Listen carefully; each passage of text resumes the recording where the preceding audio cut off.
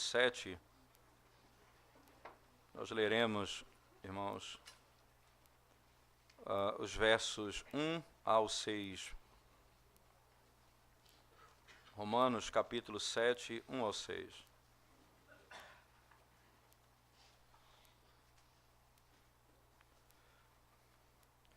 Diz assim a palavra de Deus. Porventura, ignorais, irmãos, pois falo aos que conhecem a lei, que a lei tem domínio sobre o homem toda a sua vida?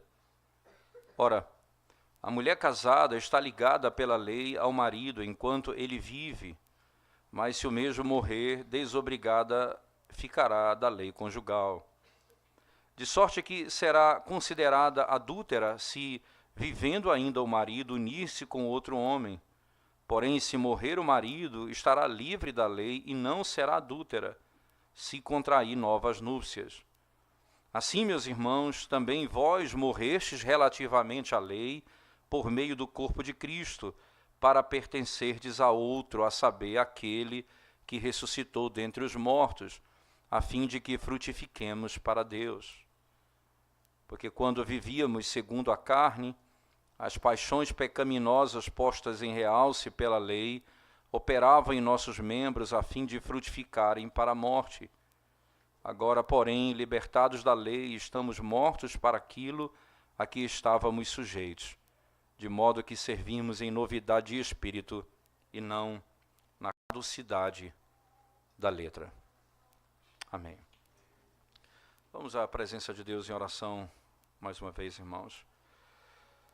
Senhor nosso, nós te damos graças porque temos o grande privilégio de abrirmos a Tua palavra e clamando ao Senhor que é poderoso, pelo Teu Espírito, o Senhor fale ao nosso coração.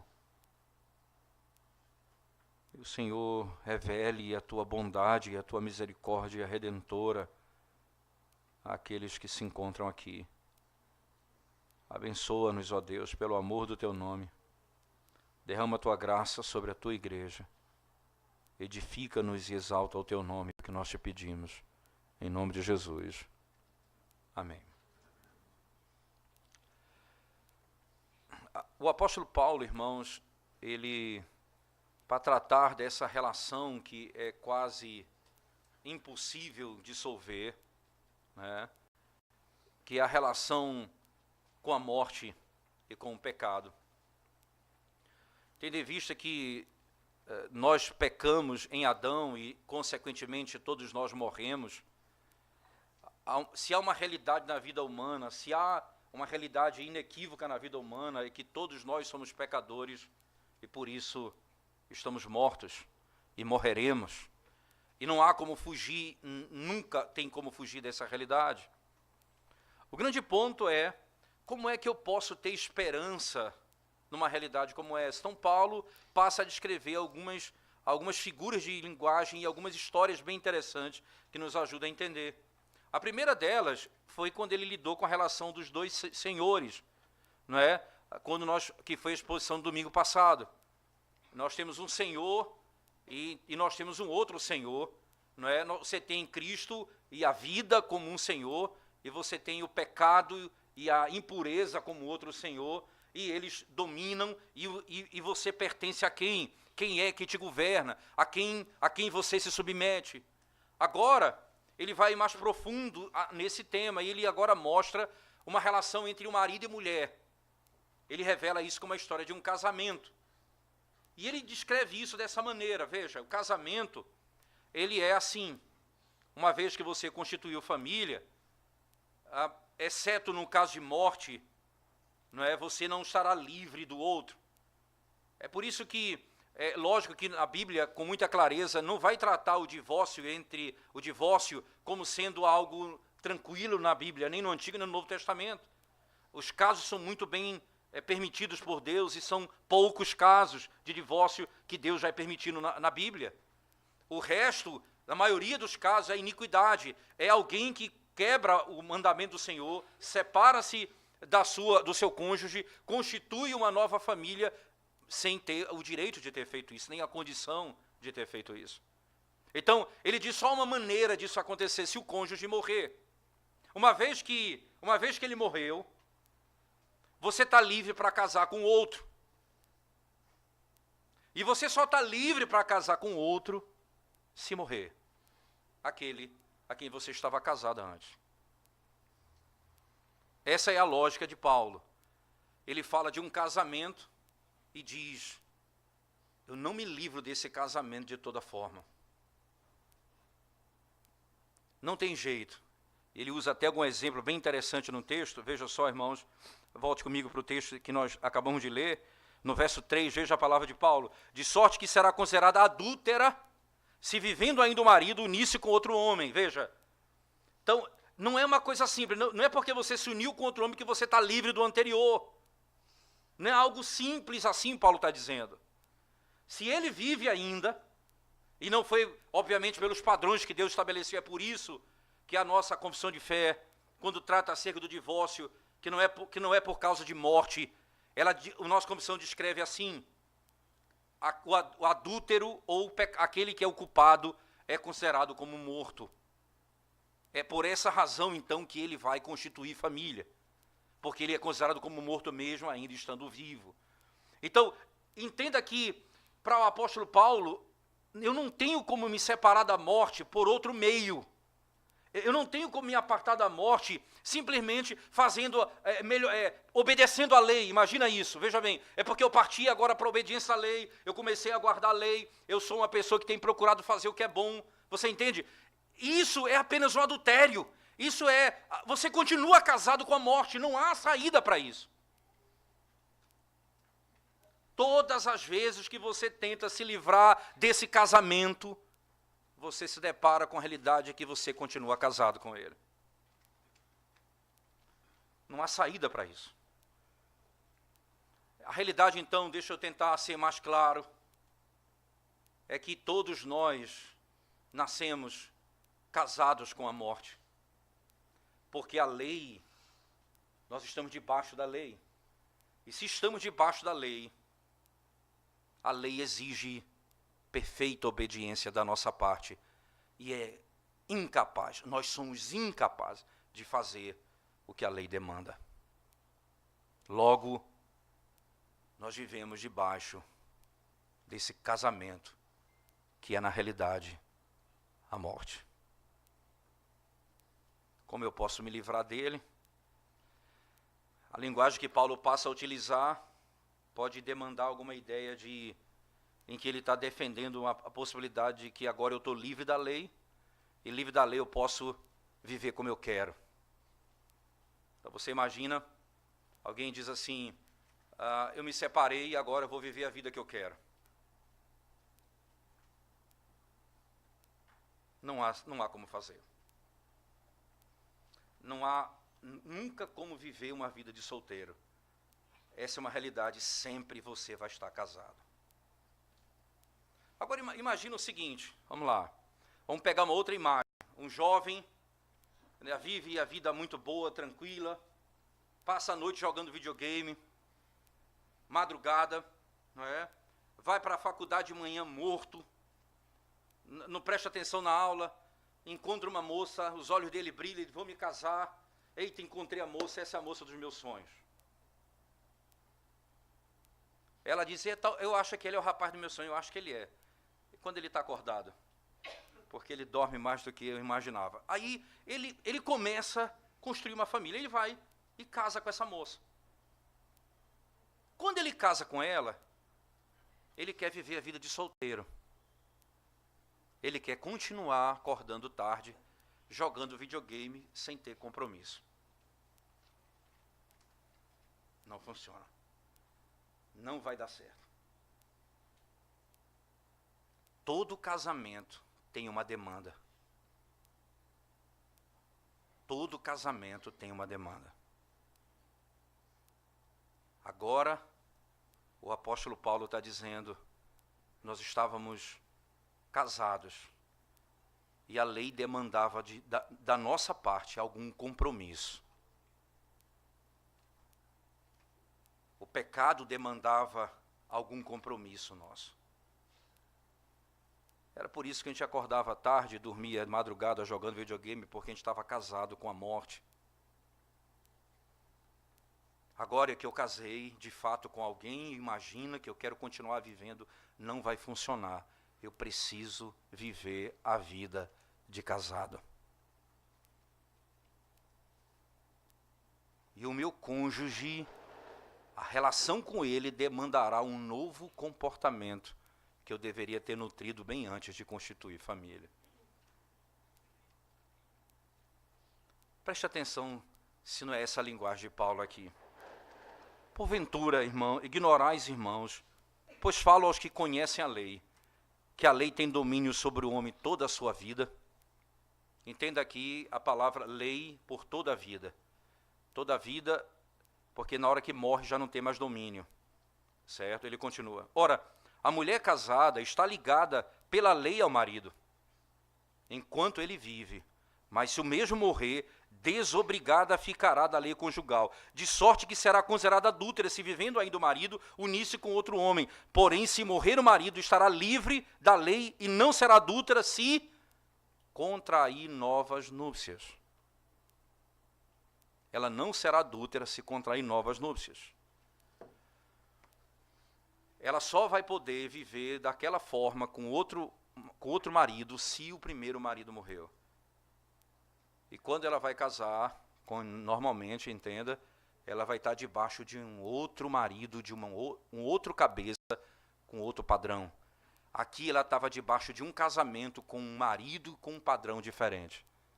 Ele morre e ela vai constituir família.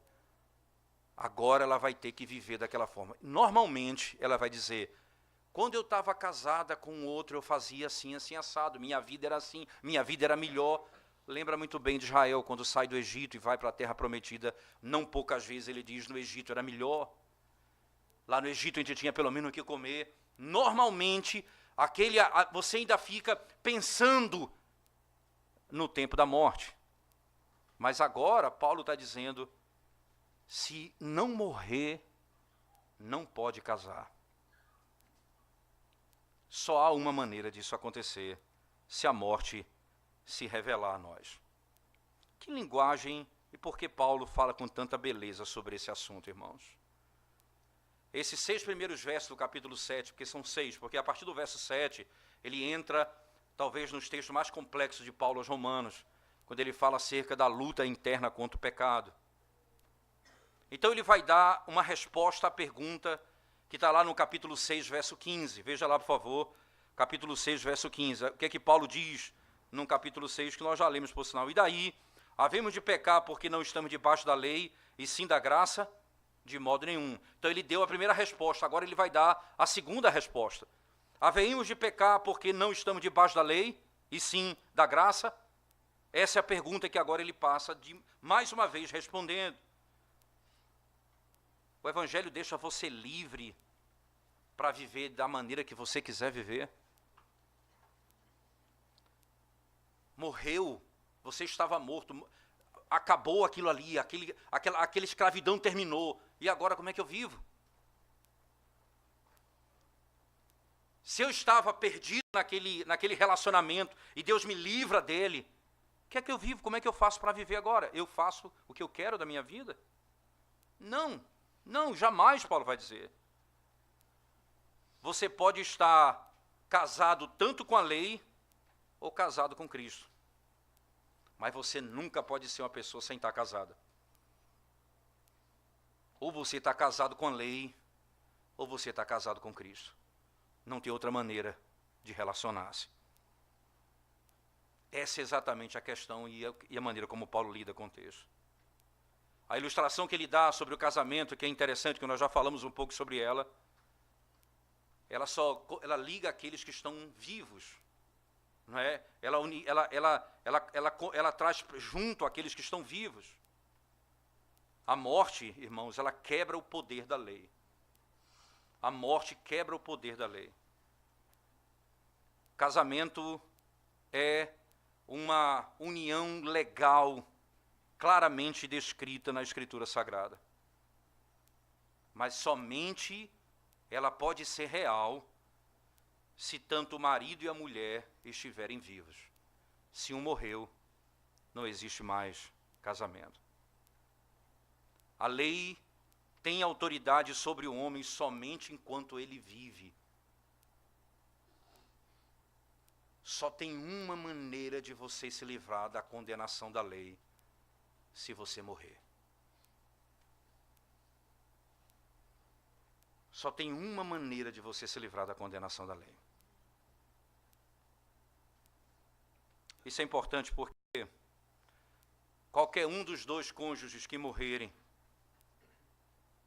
eles estão livres daquele casamento. Eles não estão mais juntos. No caso da esposa, a morte do seu marido, não é o que faz a diferença entre outro relacionamento e o adultério. No caso dele ainda está vivo. Se ele morreu, ela agora pode casar e não comete adultério. Se ele está vivo e ela casando, ela comete adultério. Isso tanto para o homem quanto para a mulher. Os versos 4 a 6 que estão descritos aí no texto do capítulo 7, Paulo vai aplicar um princípio interessante, não é? Enquanto, veja, a morte do marido aqui é aquilo que vai tornar a mulher livre e vai capacitá-la ao recasamento.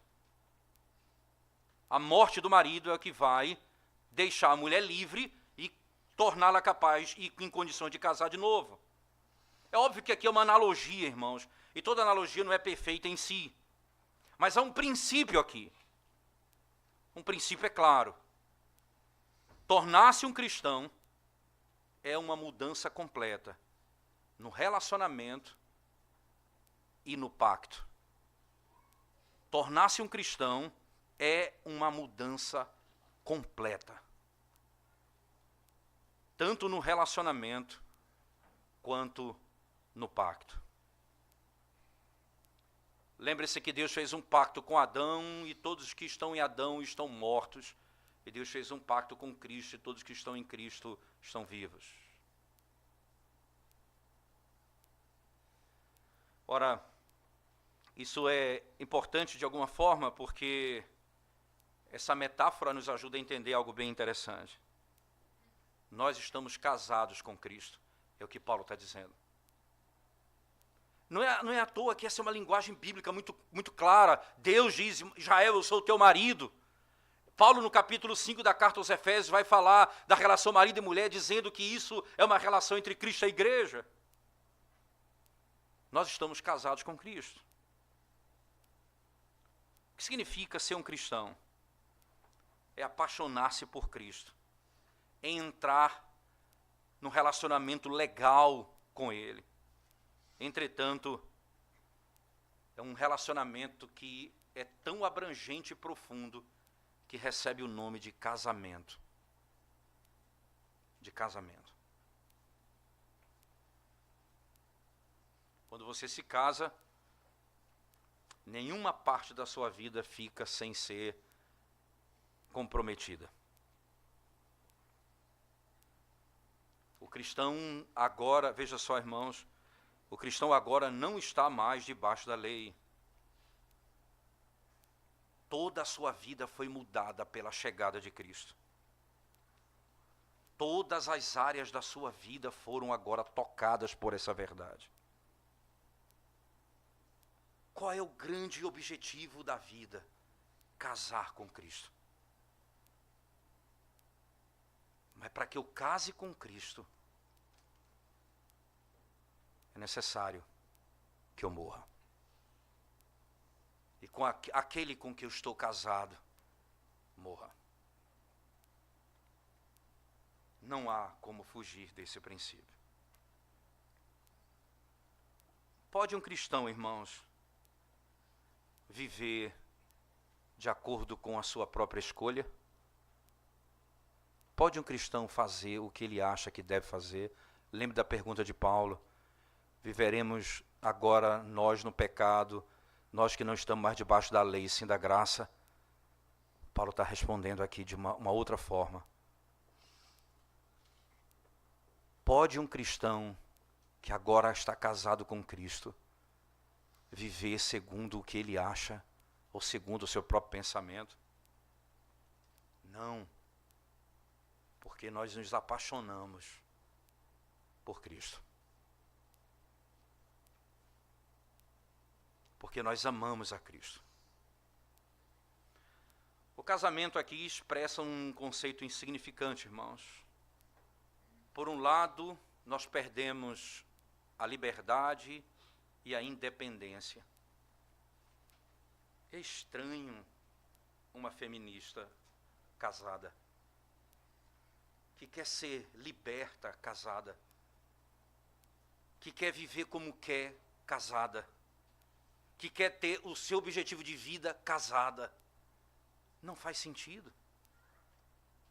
Não faz sentido. A mulher que quer andar segundo o seu próprio pensamento, a mulher que anda segundo o seu próprio coração, casada, não faz sentido na Escritura. É estranho na linguagem bíblica, por assim dizer. Você simplesmente não pode viver a vida que você escolhe. Como falamos e repito, uma pessoa solteira pode tomar decisões unilateral, mas uma pessoa casada não pode. Existe obrigação e existe responsabilidade. Mas por outro lado, existe a experiência de amor que nenhum outro relacionamento você pode conseguir. Existe a experiência da intimidade, a experiência da aceitação, a experiência da segurança, que você não poderia ter sozinho. Sozinho. Por causa desse amor e por causa dessa intimidade e por causa desse relacionamento, perder a liberdade é motivo de alegria. Perder a liberdade é motivo de alegria. Não é motivo de peso. Um bom casamento, irmãos, um bom casamento. Toda a vida do indivíduo é afetada. Toda a vida dele é mexida. E você ama fazer a vontade daquele que você ama.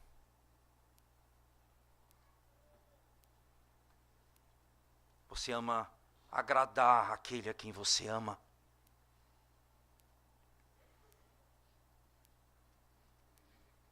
Você busca cada dia descobrir os desejos que o seu amado mais requer.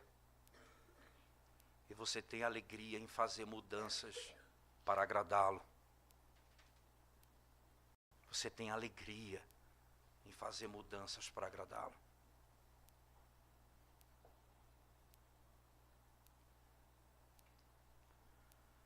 Paulo então nos dá, irmãos, uma resposta final. Como o cristão deve viver? Não estamos debaixo da lei. Nós não estamos debaixo da lei. Aqui começa um debate que vai além dessa coisa bela de um casamento. Um debate que muitos vão usar para total libertinagem. Nós estamos livres da lei.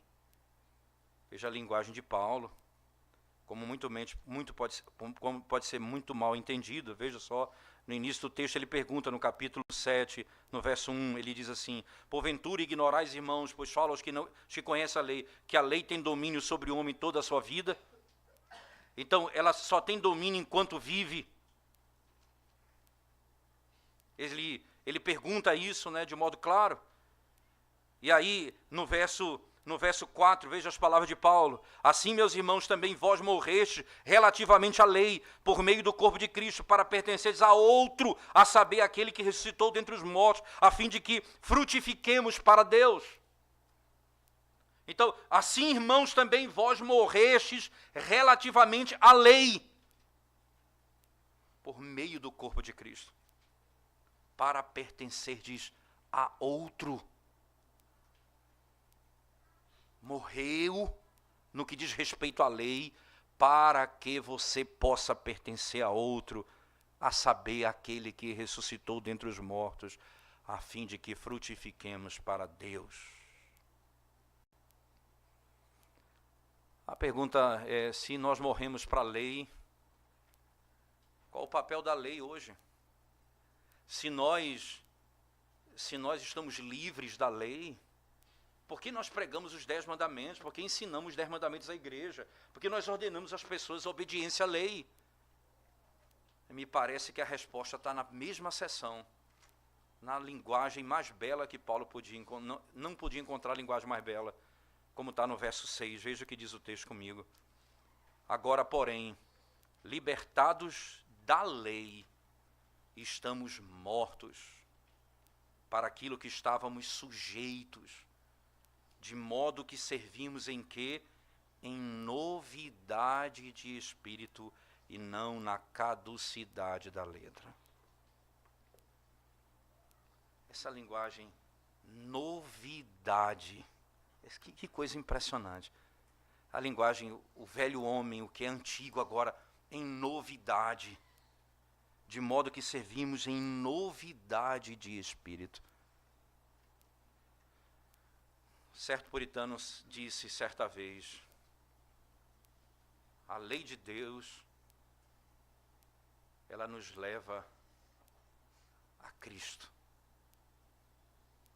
Ela mostra que nós somos incapazes de guardá-lo, que sem Ele nós estamos mortos nos nossos delitos e pecados.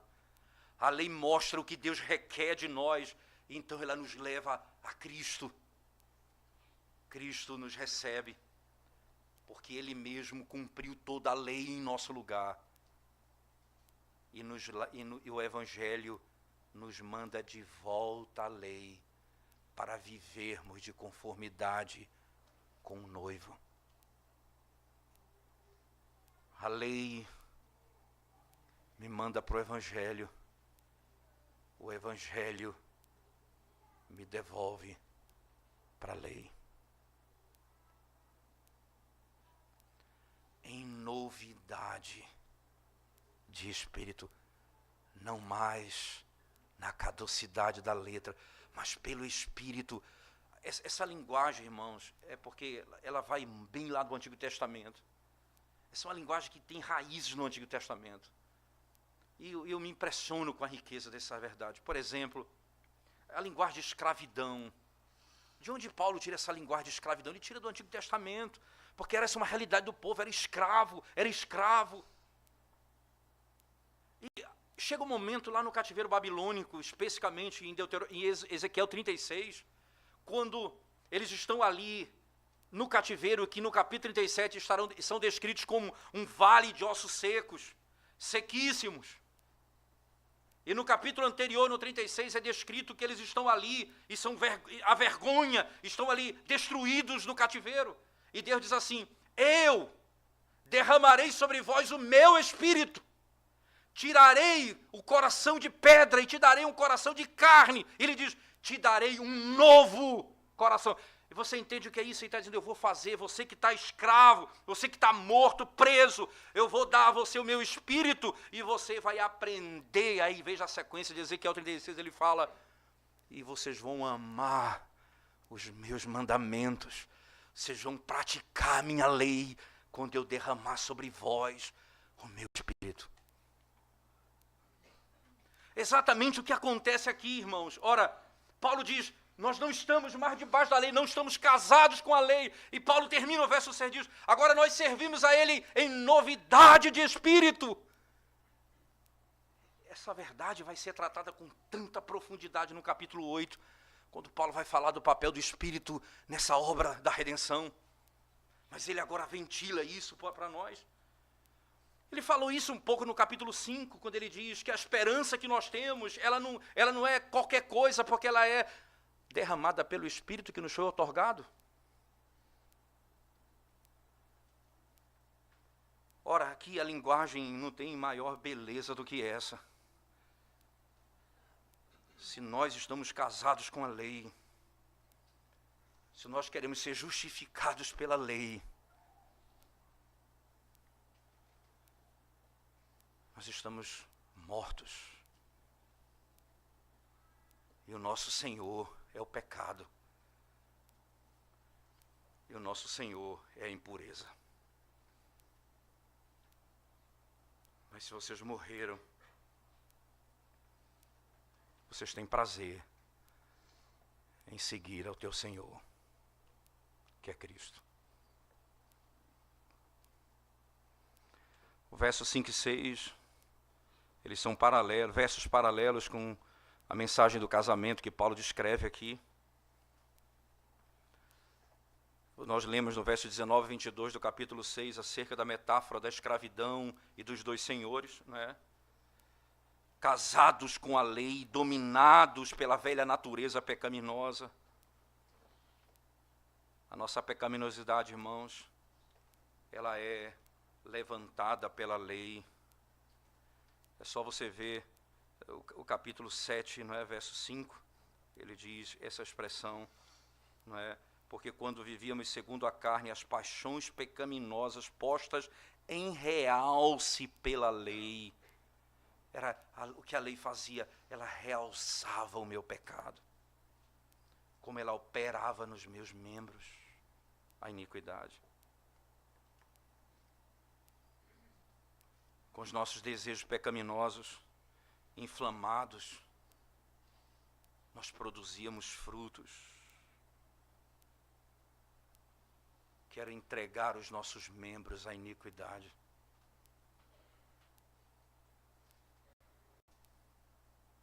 E qual era o que recebíamos desse marido? A morte e a morte eterna. Nós estamos libertos desse casamento, irmãos. Nós estamos libertos desse casamento por meio da morte de Cristo. As duas coisas preciosas de Deus estavam ali. Na cruz, estavam lutando. Eu vou morrer para libertar o meu povo da lei. Mas eu não posso libertar o meu povo da lei se eu não morrer cumprindo a lei perfeitamente. Porque ela revela a santidade de Deus.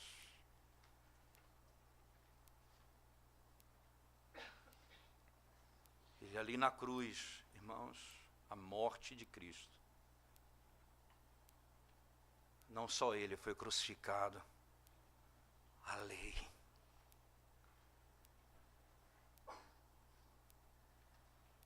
E a linguagem é tão preciosa que uma das promessas do pacto da nova aliança, lá em Jeremias, é que o Senhor escreveria nos nossos corações a sua lei. Isso é porque o Espírito de Deus seria derramado nos nossos corações. Porque Cristo Jesus foi o primeiro a fazer toda a vontade do Pai. E foi o primeiro a receber o Espírito de Deus. E Ele agora é aquele que derrama sobre o seu povo o Espírito. Porque agora, quando recebemos o Espírito, irmãos, essa é a linguagem, o pacto é estabelecido e a lei de Deus é escrita nos nossos corações. A Bíblia descreve assim: nós somos casados com Cristo e habitados pelo Espírito. Nós somos casados com Cristo e habitados pelo Espírito. Eu só tenho um modo de fazer a vontade do meu marido. É porque o Espírito dele habita em mim. Seria impossível a mim fazê-lo. O cristão não pode ignorar a lei moral, irmãos. Nós olhamos agora a lei moral como a expressão da vontade de Deus. Deus ama a honestidade, a pureza, a generosidade, a verdade, a integridade, a bondade e assim por diante. E agora nós amamos fazer a vontade daquele que nos salvou. E nós queremos fazer a vontade do nosso marido, nós queremos agradá-lo, nós queremos adequar a nossa vida para que ele fique feliz, nós queremos organizar a nossa vida para que ele seja exaltado. Nós queremos fazer tudo para agradar o nosso marido.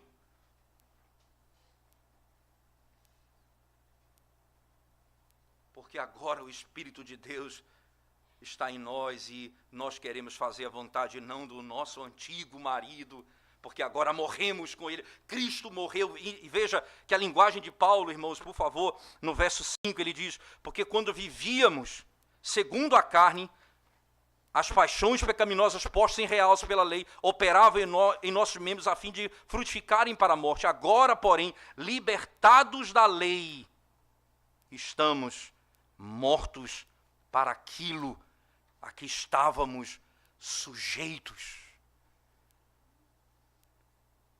Nós não somos mais escravos daquilo, nós estamos mortos para aquilo que estávamos sujeitos, de modo que servimos em novidade de espírito e não na caducidade da letra.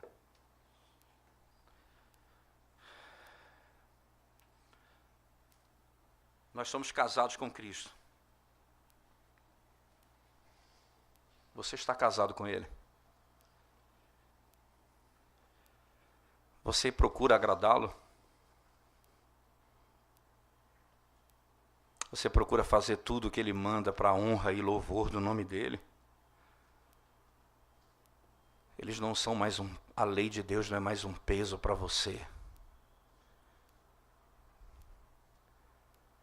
Eu posso dizer como salmista, o meu prazer está na lei do Senhor. Nós temos uma nova motivação, irmãos. Amor ao nosso marido.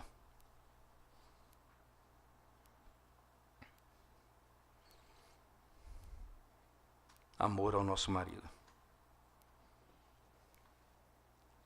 Nós obedecemos aquele a quem nós nos oferecemos. Nós nos entregamos. Nós vivemos para agradar aquele com quem nós casamos. Nós éramos escravos do pecado, irmãos. E nós vivíamos para obedecer às suas paixões.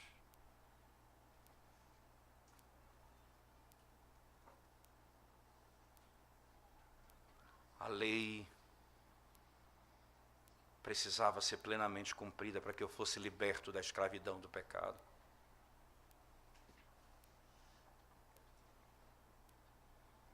Completamente. Nós somos livres agora. Eu me lembro então das palavras do Senhor Jesus Cristo quando fala acerca da necessidade de negarmos a nós mesmos como cristãos. Aquele que quiser vir após mim, negue-se a si mesmo, tome sua cruz e siga-me. Ray McGraw, comentando sobre esse texto, ele diz que o casamento, aquele com quem nós estamos casados, demanda total submissão. Se nós não matarmos a nossa vontade, a nossa carne, ela demandará de nós total submissão. Eu não tenho como agradar a Deus se eu não estiver mais sujeito ao pecado. Isto é, escravo. Eu só posso ser liberto porque Cristo venceu, cumprindo toda a lei, vencendo a morte, libertando-nos da escravidão. Eu não poderia ter poder, eu não teria poder para isso. Só nele eu tenho poder. Agora eu sou livre. E Ele me dá o seu Espírito, e o Espírito me faz a cada dia desejar agradar o meu Senhor. Isto é, morrer a cada dia para mim mesmo.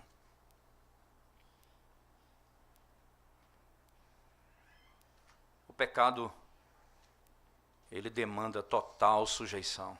E Cristo demanda total sujeição. Não é à toa que você encontra, certas vezes, líderes de igreja, irmãos, líderes de igreja, que também estão vivendo no adultério, e lutando contra o pecado do adultério, querendo largar e não. Até que um dia você descobre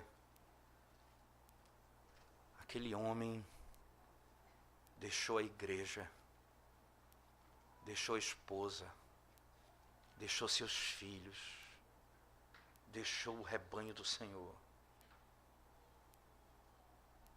e foi viver com a amante. Por que isso, irmãos? Porque o pecado, ele demanda total submissão.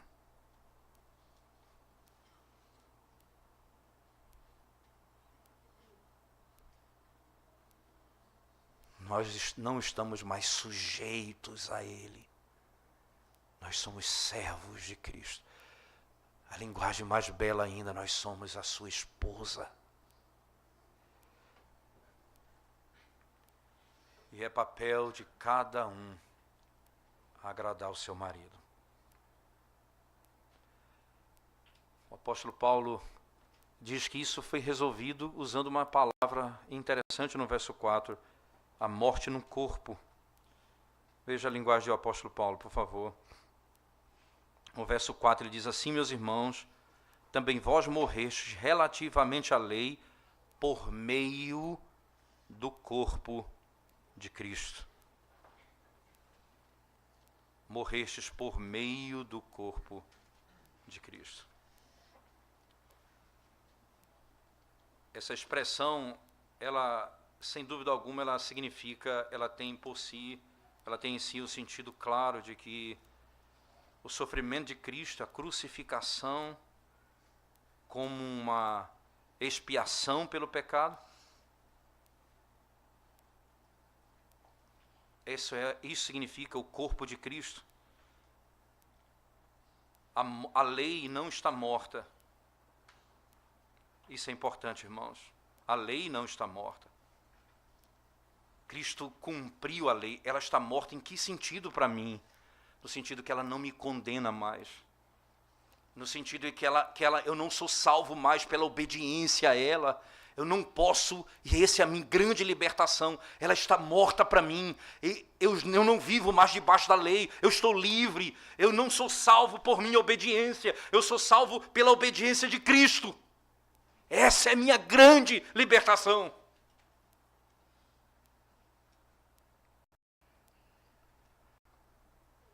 Isso é importante porque essa morte que ele está se referindo aqui, nós estamos mortos e a lei está morta para nós, é porque agora nós somos livres e nós somos agora dependentes, nós não somos mais, perdemos a nossa liberdade de fazer o que queríamos, agora nós faremos aquilo que o nosso Senhor ordena.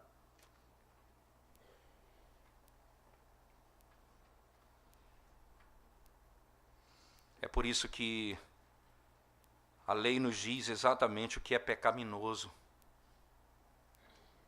Mas a lei não pode erradicar o amor ao pecado.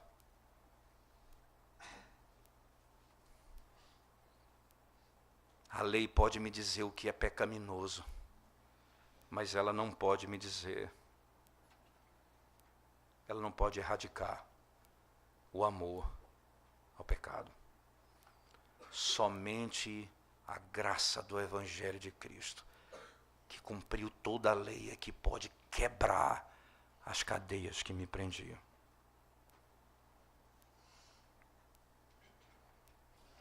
Servos e casados agora com Cristo, o cabeça da igreja. Agora nós pertencemos a Ele como sua noiva. sabendo que Ele morreu por nós. Agora eu quero saber como eu posso viver para agradá-lo. Então aquela lei que me levou a Ele é devolvida por Ele a nós. Não terás outros deuses diante de mim. Não farás para ti imagem de escultura. Não tomarás o nome do Senhor teu Deus em vão. Lembra dia de sábado para o santificar. Honra teu pai e tua mãe. Não matarás, não adulterarás, não furtarás, não dirás falso testemunho, não cobiçarás. Toda a lei de Deus, Ele devolve a lei de Deus a nós.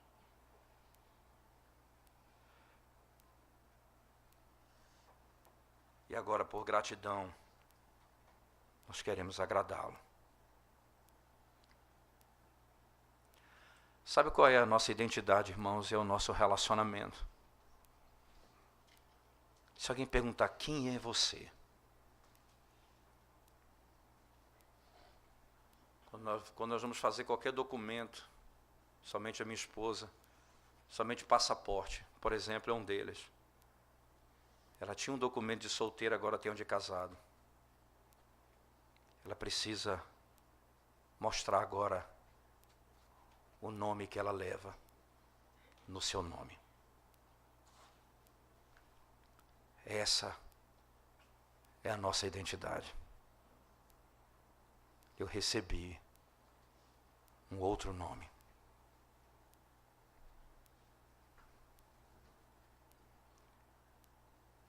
Você sabe por que você não pode viver no pecado, você que morreu para Ele? Porque agora você sabe que você está casado com Cristo. Isso levará você a uma profundidade grande de relacionamento. Eu não viverei mais a minha vida como se eu fosse escravo do pecado.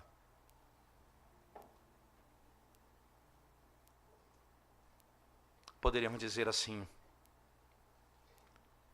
viverei eu que estou em Cristo, a minha vida nesse momento, como se eu fosse escravo do pecado, como se eu fosse casado ainda com a lei. Viverei? Seria essa a pergunta. A sua resposta é: de modo nenhum. De modo nenhum. Porque agora eu tenho um marido. E é no nome dele que eu sou chamado. Jesus Cristo. Vamos curvar nossa cabeça diante do Senhor, irmãos, mais uma vez. Senhor nosso,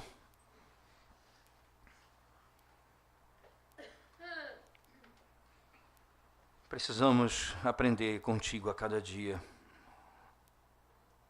com teu amor que não há como explicar, com tua bondade que não há como explicar.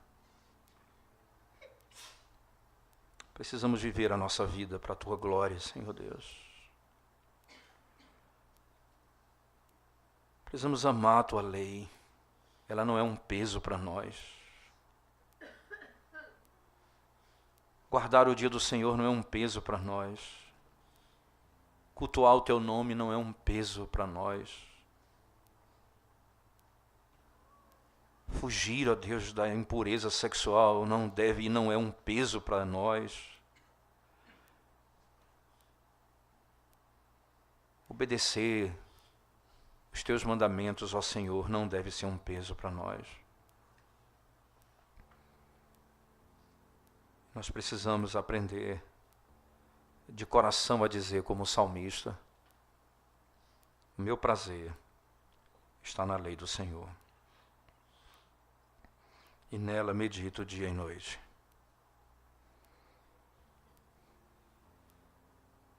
Essa é a nossa identidade, Senhor. Nós estamos em Ti, somos Teus. Esse é o nosso novo nome. Não somos mais escravos do pecado, porque temos um Senhor, que é Jesus Cristo. E a Ele, e somente a Ele, nós oferecemos todo louvor e toda glória. E queremos viver para agradá-lo e servi-lo todos os dias da nossa vida. Pedimos isso, Senhor, em nome de Jesus. Amém. Coloquemos-nos de pé, irmãos, mais uma vez. Nós vamos